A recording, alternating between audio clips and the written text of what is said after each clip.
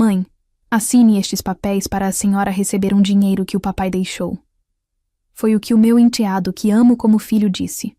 Mas a namorada dele me deu um papel em segredo dizendo: se você assinar, você estará na rua hoje. Antes de continuar a nossa história, inscreva-se no canal e deixe o seu gostei neste vídeo, pois seu apoio nos ajuda muito. Vamos começar. Mãe, assine estes papéis para a senhora receber um dinheiro que o papai deixou. Foi o que o meu enteado, Maurício, disse com um sorriso que eu raramente via em seu rosto. Aquelas palavras ecoaram na sala de estar, preenchendo o silêncio que habitava a casa desde que meu marido se foi. Há pouco mais de eu estava sentada na poltrona favorita do meu falecido esposo. Eu estava segurando uma caneta que parecia pesar 1 tonelada. Minhas mãos tremiam um pouco. Não por desconfiança, mas pela emoção do momento. Maurício tinha me chamado de mãe. Para quem vê de fora, pode parecer algo comum, mas para mim, aquela simples palavra era o milagre que eu esperei por 20 anos. Desde que me casei com o pai dele, tentei de tudo para conquistá-lo. Fiz bolos, ajudei nos deveres de casa, fui às reuniões da escola, cuidei dele quando teve catapora. Mas Maurício sempre foi frio, distante. Ele erguia um muro entre nós que eu nunca consegui derrubar. Ele sempre me chamou de Elizabeth, de forma seca. Ou às vezes nem me chamava pelo nome. Apenas apontava o que queria. Mas hoje, tudo parecia diferente. Ele estava ali. Ele estava na minha frente, vestindo uma camisa bem passada, com uma pasta de documentos no colo e um olhar que parecia carinhoso. Dinheiro? Perguntei, ajeitando os óculos no rosto e tentando focar na papelada. As letras pareciam miúdas demais para os meus olhos cansados de chorar. Mas seu pai não me falou nada sobre dinheiro extra, Maurício. Ele sempre foi tão organizado com a conta conjunta. Maurício deu uma risada leve, tranquilizadora, e tocou no meu ombro. O toque dele era quente, mas algo no fundo do meu estômago deu um nó. Ignorei. Eu queria tanto acreditar que o luto tinha nos unido. Dizem que a dor aproxima as pessoas, não é? Eu queria acreditar que a perda do pai tinha feito ele perceber algo. Eu queria acreditar que ele via que eu era a única família que lhe restava. O papai tinha uns investimentos antigos, Elizabeth. Digo, mãe. Ele se corrigiu rápido, e meu coração derreteu mais uma coisa de banco. Burocracia antiga. Se a senhora não assinar essa autorização hoje, o banco vai travar tudo, e esse dinheiro vai para o governo. A senhora sabe como é a justiça nesse país, né? Uma demora sem fim. Eu só quero garantir que a senhora fique bem, que não passe necessidade. Eu olhei para ele, com os olhos marejados. Você é um bom menino, Maurício. Seu pai estaria orgulhoso de ver você cuidando de mim desse jeito. Ele assentiu, baixando a cabeça como se estivesse emocionado também. Mas, conhecendo ele como eu conhecia, parecia mais que ele estava escondendo o olhar. Ao lado dele, no sofá, estava Luana, a namorada. Eu gostava muito dela. Era uma moça simples, de família humilde, que trabalhava muito e sempre me tratou com um respeito enorme. Diferente das outras namoradas que Maurício teve, que nem olhavam na minha cara, Luana sempre perguntava. Ela perguntava se eu precisava de ajuda com a louça, se eu queria um chá, se eu estava me sentindo bem. Naquele momento, porém, Luana estava estranha. Ela estava sentada na ponta do sofá, com as mãos apertadas no colo, os nós dos dedos brancos de tanta força que fazia. Ela não olhava para os papéis, nem para Maurício. Ela olhava para o chão, com medo ou vergonha. Luana, querida, você está bem? Perguntei preocupada. Está pálida. Quer uma água com açúcar? Maurício respondeu por ela, rápido demais. Ela está ótima, mãe. Só está cansada do trabalho. Luana, pega uma água para a minha mãe, por favor? A boca dela deve estar seca. O tom dele não foi de pedido, foi de ordem. Luana levantou-se num pulo, assustada. Ela me olhou por um breve segundo. Seus olhos estavam grandes, arregalados. Parecia que ela queria gritar, mas a voz não saía. Claro, vou pegar, disse ela com a voz trêmula.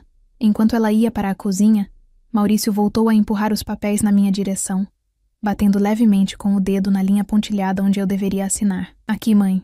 Só assinar aqui e na outra folha. Eu já resolvo tudo no cartório ainda hoje. Nem precisa a senhora sair de casa. Eu sei que a senhora ainda está muito triste para ver gente. Deixa que eu cuido de tudo. Eu respirei fundo. Olhei ao redor daquela sala. Cada quadro na parede, cada móvel, tudo tinha a mão do meu marido. Essa casa era o nosso santuário. Ele a construiu com tanto suor. Saber que ele tinha deixado um dinheiro extra para que eu pudesse manter tudo isso era um alívio. A aposentadoria não era lá essas coisas, e eu tinha medo de não conseguir pagar as contas sozinha.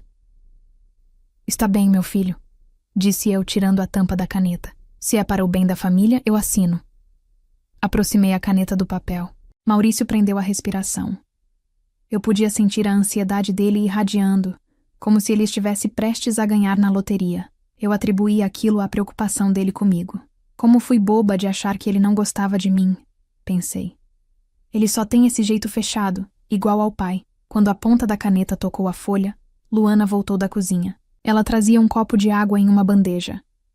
Ela veio caminhando devagar, e quando chegou perto da mesinha de centro, tropeçou no tapete. O copo caiu, derramando água no chão, mas longe dos papéis. Maurício bufou, irritado. Olha o que você fez, Luana. Que desastrada. Desculpa, ela disse, se abaixando rapidamente para limpar enquanto Maurício revirava os olhos e resmungava, olhando para o teto em sinal de impaciência. Luana se aproximou de mim para verificar se não tinha molhado minha roupa. Nesse momento, num movimento muito rápido, ela enfiou um pedaço de papel dobrado, minúsculo, por baixo da minha mão que estava repousada no braço da poltrona. Ela apertou minha mão com força. Era um aperto gelado e desesperado. E ela sussurrou tão baixo que só eu pude ouvir, aproveitando que Maurício xingava baixinho olhando para o chão molhado. Lê, agora. Não assina. Meu coração parou. O tempo pareceu congelar. A doçura do momento se dissipou instantaneamente, dando lugar a um frio na espinha. Olhei para Luana e vi terror nos olhos dela. Não era cansaço. Era pavor. Maurício se virou para nós novamente, com um sorriso falso voltando ao rosto como se tivesse ligado um interruptor. Tudo bem, mãe. Acidentes acontecem. A Luana limpa depois. Pode terminar de assinar? Eu tenho hora marcada no cartório. Eu apertei o bilhete escondido na palma da minha mão. A caneta ainda estava na outra mão. Eu olhei para o papel oficial na mesa, cheio de termos jurídicos que eu não entendia bem, e depois olhei para o rosto do meu enteado. Aquele sorriso, de repente, não parecia mais carinhoso. Parecia o sorriso de um lobo olhando para uma ovelha. Só um minuto, Maurício. Minha voz saiu mais firme do que eu esperava. Deixe-me limpar meus óculos. Estão embaçados. Abaixei a mão, fingindo limpar a lente na blusa, e discretamente abri o papelzinho que Luana me deu. Com o coração batendo tão forte que parecia querer sair pela boca, baixei os olhos para o pequeno pedaço de papel amassado na minha mão. Minhas mãos suavam frio, e tive que fazer um esforço enorme para não demonstrar o tremor. As letras de Luana eram trêmulas, escritas às pressas, mas a mensagem era clara e cortante como uma faca. Dona Beth, não assine. Isso não é herança. É uma doação de bens em vida. Se a senhora assinar, a casa passa a ser dele hoje mesmo, e ele vai te colocar na rua. Por favor, acredite em mim. O mundo ao meu redor pareceu girar. O som do relógio na parede, aquele tic-tac antigo que meu marido tanto amava, de repente parecia um martelo batendo na minha cabeça. Levantei os olhos devagar, com medo do que veria. Maurício continuava ali, parado na minha frente, com aquele sorriso que agora eu percebia ser apenas uma máscara de gesso. O que foi, mãe? A voz dele soou um pouco mais impaciente dessa vez. Algum problema com os óculos? Vamos, assina logo. O cartório fecha às 5 e eu não quero perder a viagem. É para o seu bem, lembra? O dinheiro. Não existia dinheiro nenhum. Era tudo uma mentira. Uma armadilha cruel montada pela pessoa que eu ajudei a criar. Aquele menino que eu levei para tomar sorvete quando tirava notas boas. Aquele que eu cuidei quando ralava o joelho jogando bola. Estava ali, na minha sala, planejando tirar o teto de cima da minha cabeça. E o pior, usando a memória do pai falecido como isca. Senti uma náusea subir pela garganta. A dor do luto, que já era imensa, se misturou com uma sensação amarga de traição. Era como se eu tivesse levado um tapa na cara. Tentei ganhar tempo. Minha mente estava um turbilhão, mas eu sabia que não podia confrontá-lo agora. Se ele percebesse que eu sabia, o que ele faria? Ele era jovem, forte, e eu era apenas uma senhora sozinha. Maurício, meu filho, minha voz falhou, e nem precisei fingir a emoção. Eu estava devastada. Estou sentindo uma tontura. Acho que minha pressão baixou. Essa conversa de dinheiro, de banco, isso me deixa nervosa. Seu pai sempre cuidou disso para mim. Pousei a caneta na mesa, longe do papel. O sorriso de Maurício desapareceu instantaneamente. As sobrancelhas dele se juntaram e o rosto ficou vermelho. Pressão baixa? Agora? Ele bufou, andando de um lado para o outro na sala. Mãe, pelo amor de Deus, é só uma assinatura, não precisa fazer drama. A senhora sempre foi forte, agora vai desmaiar por causa de um papel? Não é drama, Maurício, eu disse, tentando manter a calma, embora por dentro eu quisesse gritar. Eu só preciso ler o que estou assinando. Seu pai sempre dizia: Betty, nunca assine nada sem ler. Ele parou de andar e se aproximou de mim. Dessa vez, ele invadiu meu espaço pessoal. Ele se inclinou sobre a poltrona, apoiando as mãos nos braços do estofado, me prendendo ali. Senti o cheiro do perfume caro que ele usava. Um perfume que provavelmente comprou com o dinheiro que pedia emprestado ao pai e nunca devolvia. O papai morreu, Elizabeth. A voz dele foi fria, dura. Ele não me chamou de mãe. A máscara tinha caído. Ele não está mais aqui para ler nada para você. Quem está aqui sou eu. Eu sou o homem da casa agora. Você não confia em mim? É isso? Depois de tudo que eu estou fazendo, correndo atrás de papelada, pagando taxas do meu bolso para liberar esse dinheiro para você. É assim que você me agradece? Com desconfiança, ele estava tentando virar o jogo. Estava tentando me fazer sentir culpada. Era uma tática velha, eu percebi agora. Ele sempre fazia isso quando era adolescente e queria sair escondido. Você não confia em mim? Ele dizia. E eu, tola, sempre cedia. Olhei para Luana, que estava no canto da sala, encolhida, fingindo arrumar uns bibelôs na estante. Ela estava pálida, de olhos arregalados, me implorando com o olhar para que eu resistisse. Se aquela menina, que tinha tanto a perder namorando com ele, teve a coragem de me avisar, eu precisava ter a coragem de me defender. Não é questão de confiança, meu filho, respondi segurando o choro. É questão de responsabilidade. Eu não estou entendendo. Eu não estou entendendo essas palavras aqui. Usufruto, doação, imóvel. Achei que era sobre a conta bancária. Maurício bateu a mão na mesa de centro com força, fazendo o vaso de flores tremer. Eu dei um pulo na cadeira. São termos técnicos, caramba! Ele gritou. Foi a primeira vez que ele levantou a voz de verdade naquele dia. O banco exige que a casa esteja regularizada para liberar o fundo de investimento. É um pacote só. Você quer o dinheiro ou não quer? Se não quiser, ótimo. Fique aí na miséria contando moedas para comprar pão, enquanto o governo fica com tudo que o meu pai suou para ganhar. Ele sabia exatamente onde doer. Ele sabia que eu tinha medo do futuro. Ele estava usando o meu medo para me manipular. Maurício, não fale assim comigo, pedi com a voz fraca. Falo sim, porque estou cansado. Ele continuou, gesticulando muito. Sempre foi assim. Você sempre complicando as coisas. O papai sempre dizia que você era devagar para entender as coisas, que precisava de alguém para te guiar. Eu estou tentando te guiar, mas você é teimosa. Aquilo foi o golpe final. Meu marido nunca disse isso. Meu marido me amava, me respeitava. Maurício estava inventando mentiras sobre o pai morto para me ferir, para me diminuir, para me fazer sentir pequena e incapaz. Uma onda de indignação subiu pelo meu peito. A tristeza deu lugar a uma brasa quente de raiva. Ele não queria só a casa. Ele queria me humilhar. Ele queria me tirar daqui, do lar que eu construí, e me jogar na rua como se eu fosse um móvel velho que não serve mais. E queria fazer isso hoje. Se eu assinasse, onde eu dormiria esta noite? Ele teria a coragem de me expulsar no mesmo dia? Olhei para ele e pela primeira vez vi quem ele realmente era. Não era o menino que eu criei. Era um estranho ganancioso e cruel. Eu não vou assinar agora, Maurício, declarei. Minha voz saiu baixa, mas firme. Não tremi dessa vez. Ele paralisou. Parecia não acreditar que a madrasta boazinha e submissa estava dizendo não. O que você disse? Eu disse que não vou assinar agora. Levantei-me da poltrona. sentindo minhas pernas um pouco bambas, mas me mantive de pé. Estou cansada, estou de luto e minha cabeça não está boa. Deixe os papéis aqui. Eu vou descansar, vou ler com calma amanhã. Talvez mostre para o advogado da família. Advogado? Os olhos dele quase saltaram do rosto. Para que advogado? Para gastar o dinheiro que você nem tem? Você está louca? Se está tudo certo, Maurício. Qual é o medo de um advogado olhar? Devolvi a pergunta, olhando no fundo dos olhos dele. O silêncio que se instalou foi pesado. Ele estava furioso. Seus punhos estavam cerrados ao lado do corpo. Por um segundo, tive medo de que ele partisse para cima de mim, mas ele sabia que Luana estava ali.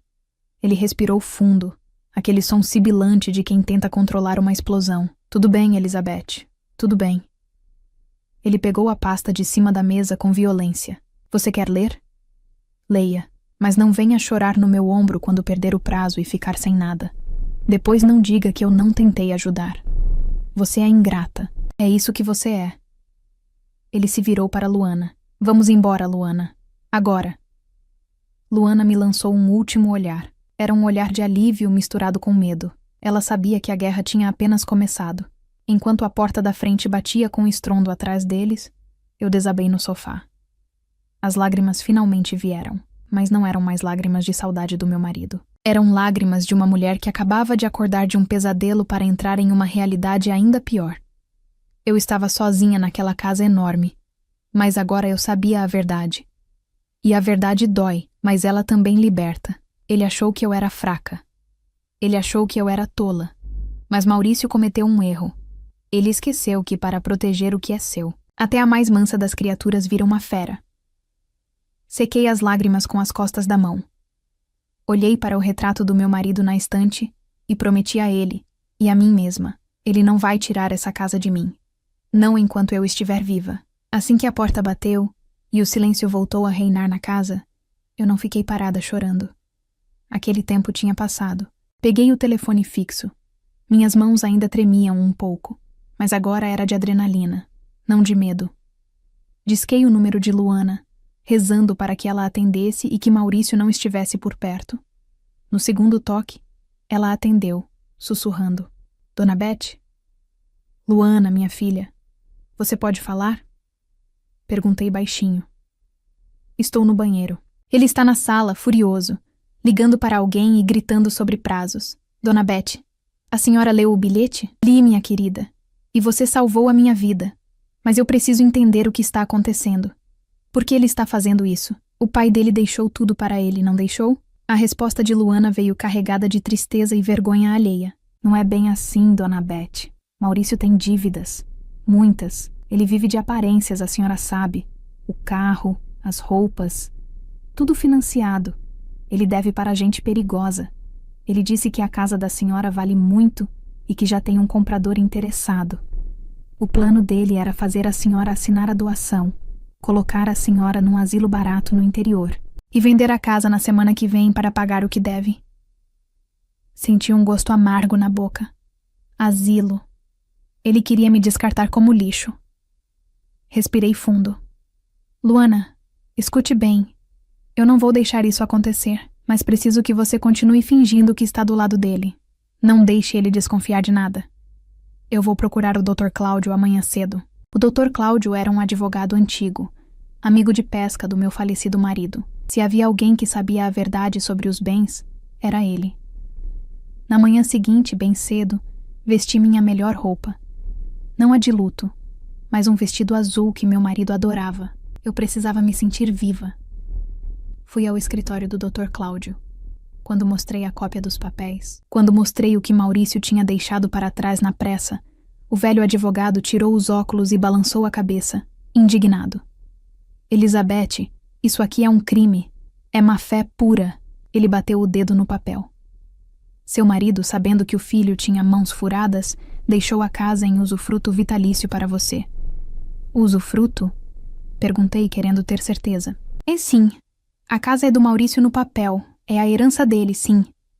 Mas o uso é seu enquanto você viver. Ele não pode te tirar de lá. Não pode vender sem sua assinatura. Não pode fazer nada. O que ele tentou fazer você assinar ontem foi uma renúncia de usufruto. Se você tivesse assinado aquilo, estaria abrindo mão do seu direito de morar lá. Você estaria na rua. Legalmente. As lágrimas vieram, mas dessa vez de gratidão. Meu marido, mesmo partindo, tinha cuidado de mim. Ele sabia. Ele sabia que o filho não era confiável e garantiu que eu tivesse um teto. Aquela prova de amor além da vida me deu a força que faltava. Dr. Cláudio, eu posso processá-lo agora? Perguntei. Podemos fazer um boletim de ocorrência. Podemos anular tudo, mas isso vai criar uma briga judicial longa. Não, interrompi, com um pensamento formando na minha mente. Eu não quero só ganhar na justiça. Eu quero que todos saibam quem ele é. Ele posa de bom moço para a família, para os tios, para os vizinhos. Todos acham que eu sou a madrasta intrusa. Se eu processar, ele vai dizer que eu sou louca. Eu preciso que ele se revele. Voltei para casa com um plano. Era arriscado, mas eu tinha Luana do meu lado. Mandei uma mensagem para ela. Está tudo pronto. Avise quando ele estiver calmo. Horas depois, liguei para Maurício. Minha voz no telefone era a de uma senhora derrotada, cansada e confusa. A atriz que eu não sabia que existia em mim entrou em cena. Maurício? É a... mãe. Forcei a palavra, sentindo um nó na garganta. O que você quer? Ele respondeu seco. Meu filho, eu pensei melhor. Conversei com meus botões. Eu não quero brigar. Eu não entendo dessas coisas de lei. E você disse que o banco vai tomar o dinheiro. Eu não quero atrapalhar sua vida. O tom de voz dele mudou instantaneamente. A ganância falou mais alto que a desconfiança. Mãe, que bom que a senhora caiu em... Eu sabia que a senhora ia entender. Eu só quero o seu bem, proteger o patrimônio do papai. Sim, sim, continuei fingindo soluçar. Olha, vamos fazer as coisas direito. Eu quero assinar, mas quero fazer um almoço. Quero reunir seus tios, os irmãos do seu pai. Quero que eles vejam que estamos unidos nesse momento difícil. Depois do almoço, eu assino tudo na frente de todo mundo, para ninguém dizer que fiz escondido. Pode ser? Maurício hesitou por um segundo. Almoço? Pra que isso agora? Vamos no cartório direto. Ah, meu filho, é superstição de velha. Seu pai sempre assinava coisas importantes depois de comer. Eu me sentiria mais segura com seus tios aqui. Por favor, faça esse gosto para essa velha boba. Amanhã é domingo. Traga a Luana, chame seus tios. Eu faço aquela lasanha que você gosta. Ele riu. Uma risada vitoriosa. Ele pensou. Venci. Ela é velha e quer plateia. Tudo bem, Elizabeth. Amanhã, 12h. Eu chamo os tios. Mas deixe os papéis prontos na mesa. Desliguei o telefone e minhas mãos pararam de tremer. Uma calma fria tomou conta de mim. Passei o resto do dia e a manhã de domingo cozinhando. O cheiro de lasanha e bolo de fubá invadiu a casa, trazendo uma falsa sensação de normalidade. Arrumei a mesa com a toalha de renda branca. Coloquei o retrato do meu marido em destaque no aparador. Quando o meio-dia chegou, a campainha tocou. Eram os tios, irmãos do meu marido, pessoas boas, mas que sempre ouviram a versão de Maurício sobre mim. Eles me cumprimentaram com pena, aquele olhar de coitada da viúva sozinha. Logo depois, Maurício chegou. Ele chegou com Luana. Ele entrou como se fosse o dono do lugar, sorridente, abraçando os tios, fazendo piadas. Viu, tia? Eu estou cuidando da Elizabeth. Estamos resolvendo as burocracias hoje. Dizia ele, alto, para todos ouvirem. Luana veio até mim na cozinha. Ela estava tensa. Ele trouxe os papéis de novo, dona Beth. Ele está com a caneta no bolso. Ele disse no carro que hoje à noite a senhora dorme na pensão. Segurei as mãos de Luana e sorri. Fique tranquila, menina. Hoje à noite quem não dorme é ele. Serviu o almoço. Maurício comeu rápido, impaciente. Ele batia o pé no chão. Assim que os pratos foram retirados, ele não esperou nem o café. Bom, família, o almoço estava ótimo, mas temos negócios. Mãe, pega os papéis. Vamos resolver isso para os tios poderem descansar. Todos olharam para mim. Eu me levantei devagar, fui até a estante e peguei não a pasta dele, mas um envelope pardo que o Dr. Cláudio tinha me dado. Claro, Maurício. Fiquei de pé na cabeceira da mesa. Antes de assinar, eu só queria ler uma coisa que seu pai deixou escrito. Acho importante que seus tios ouçam, já que é sobre o futuro desta casa. Maurício revirou os olhos, mas assentiu. Lê logo. Abri o envelope. Tirei de lá a certidão de usufruto e uma cópia da tentativa de doação fraudulenta que ele tinha me dado no dia anterior. O palco estava montado. A armadilha estava pronta. E ele, cego pela ganância, tinha acabado de cair. A sala de jantar estava em um silêncio absoluto. O único som era o da minha própria respiração e o bater dos talheres de um tio que, sem graça, pousou o garfo no prato. Eu segurava os papéis com firmeza. Minhas mãos, que tremeram por 2 dias inteiros, agora estavam firmes como rocha. Eu olhei para cada rosto naquela mesa. Meus cunhados, Luana e Maurício. Maurício mantinha um sorriso amarelo, sem entender o que estava por vir. O que é isso agora, Elizabeth? Maurício perguntou, soltando uma risada nervosa e estendendo a mão. Me dá isso aqui. A senhora vai acabar sujando o documento importante com molho de lasanha. Afastei o papel da mão dele num movimento rápido. Não, Maurício. Hoje quem fala sou eu. Ajeitei os óculos e comecei a ler, em voz alta e clara, para que não restasse dúvida em nenhum canto daquela sala. Cláusula 3ª. O imóvel situado nesta rua, deixado pelo falecido, ficará em usufruto vitalício, em favor de sua esposa, Elizabeth, garantindo-lhe o direito de moradia, posse e administração até o último dia de sua vida, sem que nenhum herdeiro possa vendê-lo ou aliená-lo sem o seu consentimento. Parei de ler e olhei para os tios. O irmão mais velho do meu marido, Roberto, franziu a testa. Usufruto? Roberto perguntou confuso. Mas, Maurício, você disse para a gente lá fora que o papai tinha deixado tudo no seu nome e que a Elizabeth estava só assinando. Maurício ficou pálido. O suor começou a brotar na testa dele. Ele se levantou bruscamente, derrubando a cadeira para trás. Isso é papelada velha. Ela não sabe o que está lendo. Ela está gagá, tio, ele gritou, apontando o dedo para mim. Mãe, para de passar vergonha. Assina logo essa droga para a gente ir no cartório. Não me chame de mãe, minha voz trovejou. Foi um grito que estava preso na minha garganta há 20 anos. Todos na mesa se assustaram. Eu nunca tinha levantado a voz. Você não tem o direito de me chamar de mãe.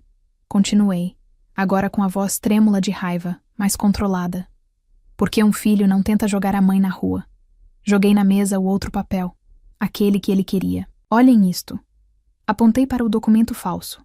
Maurício disse que era para liberar dinheiro do banco, mas aqui diz: renúncia de usufruto e doação imediata. Se eu assinasse isso ontem como ele queria, hoje eu não teria onde dormir. Ele ia vender a casa do pai de vocês, a casa que meu marido construiu tijolo por tijolo, para pagar dívidas de jogo. Um murmúrio de choque percorreu a mesa.